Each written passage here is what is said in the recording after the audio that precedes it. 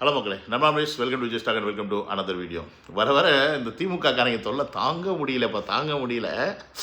தமிழக வெற்றிகளுக்கு ஜெயித்தது இன்ஸ்டாகிராம் மூலமாக மட்டும்தான் அப்படின்ற அந்த ஒரு குருட்டு நம்பிக்கையில் சில கோமாளித்தனங்களெல்லாம் இப்போ செய்ய ஆரம்பிச்சிருக்காங்க திமுக கட்சிக்காரங்க. அதில் பேசின சில பசங்களுடைய பேச்சு பார்த்திங்கன்னா பயங்கர வைரலாக போச்சு. அது என்ன ஏதுன்றதை நம்ம பார்ப்போம். அது மட்டும் இல்லாமல் இப்போ தமிழ்நாட்டில் பார்த்திங்கன்னா ஒரு புதுசாக ஒரு கட்சி ஒன்று தொடங்கி வரப்போகிறாரு ஒருத்தர். அவர் யார், என்ன ஏது, அவர் என்ன அஜெண்டாவில் வர்றாரு அப்படின்றத பார்ப்போம். அப்படியே நம்ம தலைவர் பார்த்திங்கன்னா ஒரு லெட்டர் மூலிமா ஒரு மிகப்பெரிய காரியத்தை சாதிச்சிருக்காரு அப்படின்ற ஒரு விஷயமும் இருக்குது. ஸோ இந்த காரியத்துக்கு பின்னாடி என்ன உள்குத்து பண்ணுவாங்க அப்படின்றதையும் நம்ம அனலைஸ் பண்ணிடுவோம். ஓகே, இப்போ ஃபஸ்ட்டு நம்ம அந்த திமுகவோட கொத்த நிமிஷோடைய விஷயத்துக்கு வந்துடுவோம். இவங்களுக்கு ஒரு குருட்டு நம்பிக்கை ஆகிப்போச்சு.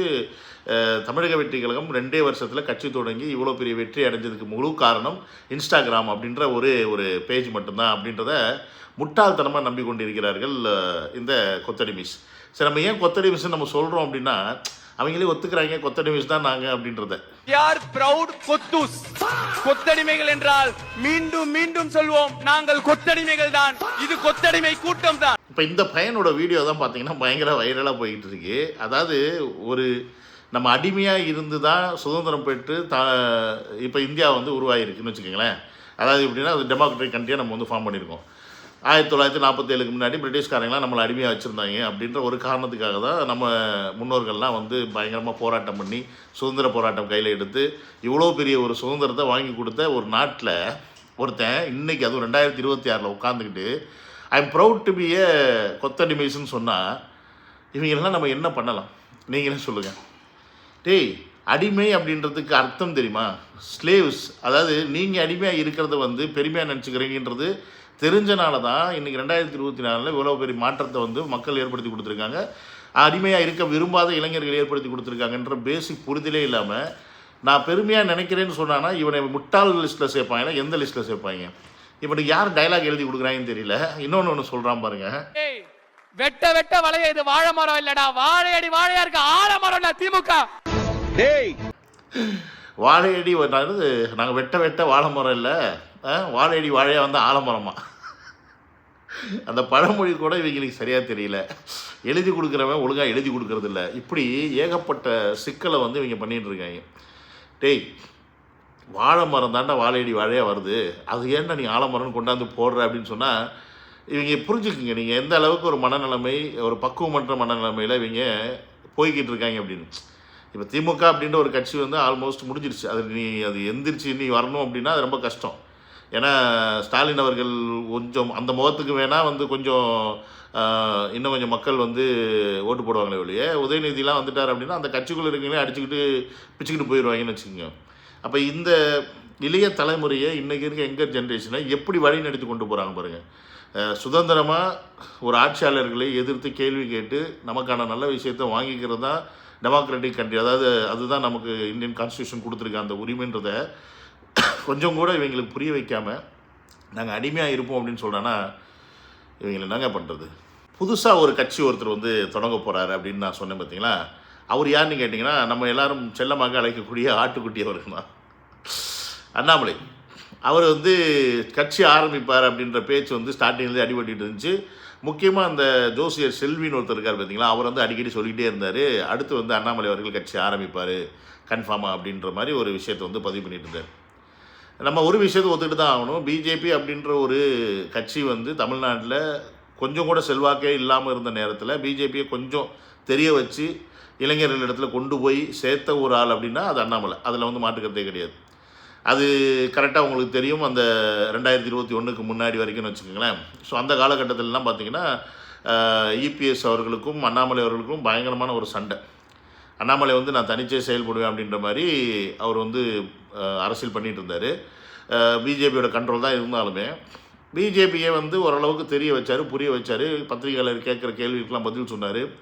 கர்நாடகாவில் எஸ்பியாவாக என்ன பொசிஷனில் இருந்தார், போலீஸ் அதிகாரி இருந்தார்ல, அதுலேருந்து இங்கே அரசியல் என்ன செஞ்சிட போகிறார் அப்படின்னு கேட்டவங்க மத்தியில் ஓரளவுக்கு ஏதோ ஒன்று சாதிச்சு காட்டினார் அப்படின்னு சொல்லலாம். அதில் மாட்டுக்கிறதே கிடையாது.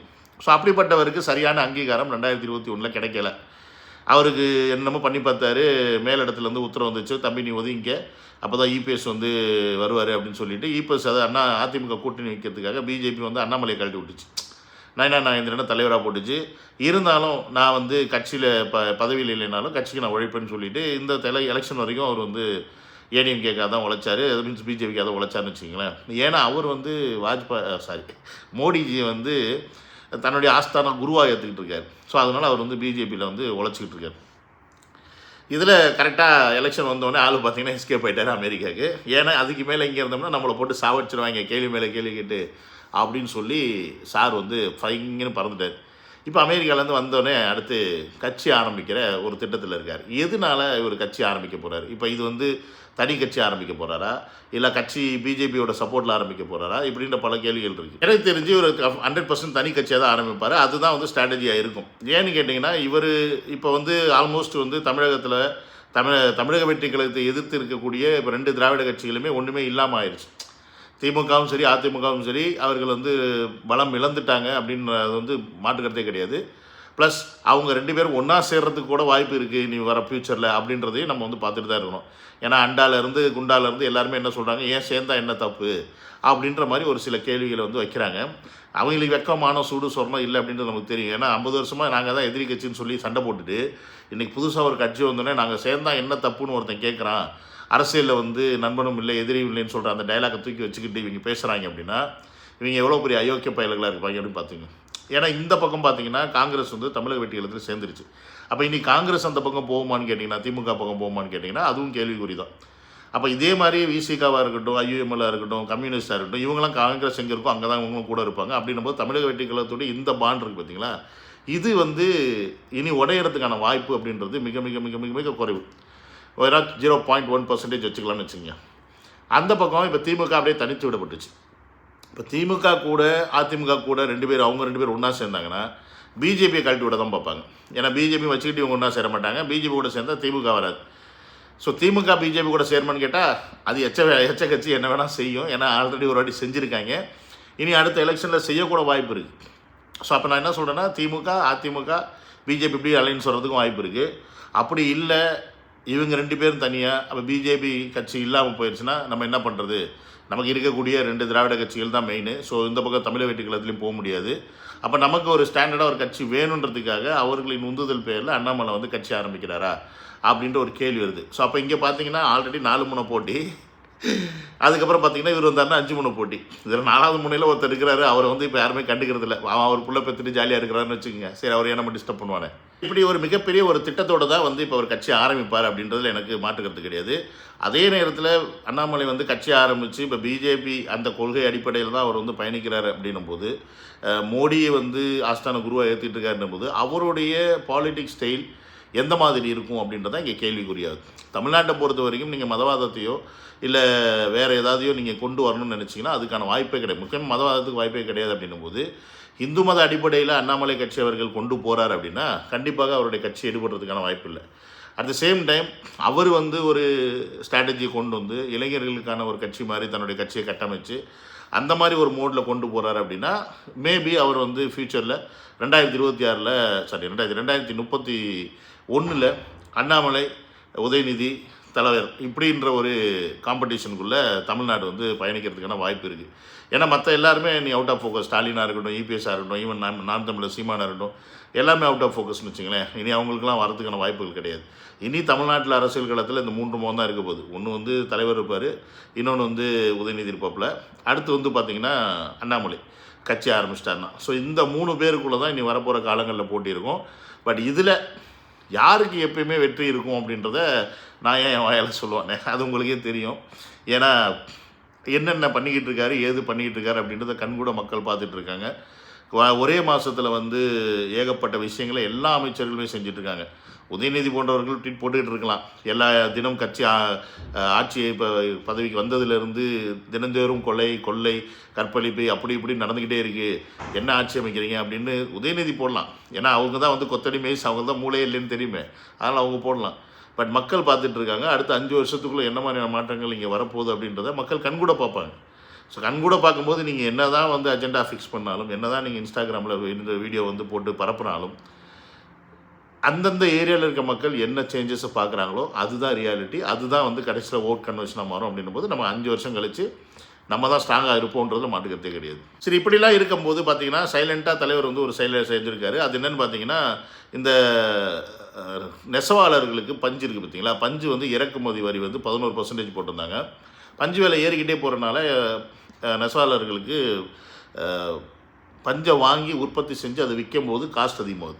ஸோ அப்போ என்ன ஆகுதுன்னா அவங்களுக்கு லாபம் வந்து நஷ்டமாகுது. அப்போ இந்த நெசவாளர்களுக்கான 11% வரி, இறக்குமதி வரியை வந்து தள்ளுபடி பண்ணணும் அப்படின்னு சொல்லி தலைவர் வந்து மே மாதம் அவர் வந்து லெட்டர் எழுதியிருந்தார். ஸோ மோடிஜி அவர்களுக்கு அங்கே சென்ட்ரல் கவர்மெண்ட் எழுதியிருந்தார். அங்கேருந்து அவங்க என்ன பண்ணியிருக்காங்கன்னா அதை ஏற்றுக்கிட்டு இந்த 11% வரியை வந்து தள்ளுபடி பண்ணியிருக்காங்க. அப்படின்றது வந்து இன்றைக்கி பெரிய சாதனையாக பேசப்படுது. இன்றைக்கி எல்லோரும் சக்ஸஸ்ஃபுல்லாக வந்து பேசிக்கிட்டு இருக்கோம். பட் ஒரு விஷயத்தை நம்ம எப்பயுமே புரிஞ்சுக்கணும். சென்ட்ரல் கவர்மெண்ட்லேருந்து ஒரு விஷயம் நமக்கு இங்கே கிடைக்குது அப்படின்னா இங்கேருந்து கண்டிப்பாக எதாவது எதிர்பார்ப்பாங்க. ஸோ அதை நீங்கள் வந்து மைண்டில் வச்சுக்கணும். இப்போ அவங்க என்ன மாதிரியான விஷயத்தை இங்கே எதிர்பார்ப்பாங்க அப்படின்றது எல்லாருக்குமே தெரியும். அவங்களுடைய ஒரே அஜெண்டா மதம் உள்ளே கொண்டு வரணும், மொழி உள்ளே கொண்டு வரணும். ஸோ இதுதான் அவங்களுடைய மெயின் அஜெண்டாவாக இருக்கும்.